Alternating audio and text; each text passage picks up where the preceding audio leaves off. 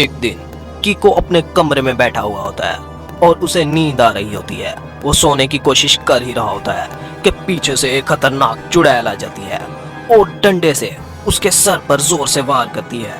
वो नीचे गिरकर बेहोश हो जाता है। फिर वो खतरनाक चुड़ैल कीको की दूसरी तरफ आ जाती है और उसे टांगों से पकड़कर घसीटने लग जाती है।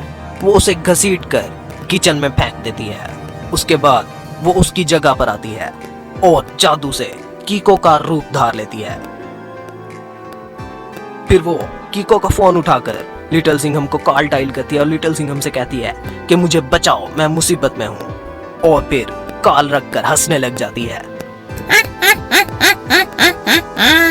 दूसरी तरफ लिटिल सिंघम उस चुड़ैल का फोन सुनकर बहुत ज्यादा परेशान हो जाता है और वो समझता है कि ये कीको है और उसकी मदद के लिए चल पड़ता है। लिटिल सिंघम उसके घर पर आकर परेशान हो जाता है क्योंकि उस वक्त उसके घर में कोई भी मौजूद नहीं होता।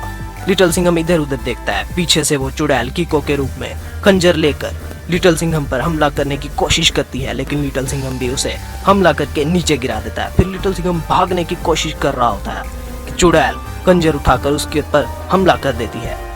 लिटिल सिंघम दूसरे कमरे में पहुंचता है और उसके वार से बचता है। खंजर जाकर दूर जा गिरता है और फिर लिटिल सिंघम देखता है कि कीको तो यहाँ पड़ा है, तो फिर वो कौन था। लिटिल सिंघम को समझ आ जाती है कि वो चुड़ैल है। फिर लिटिल सिंघम खंजर से उस पर हमला करता है और उसकी डेथ हो जाती है। फिर लिटिल सिंघम कीको की तरफ देखता है और उसे उठाता है। फिर कीको होश में आ जाता है और लिटिल सिंघम उसे सारा वाकया बताता है। फिर कीको लिटिल सिंघम का शुक्रिया अदा करता है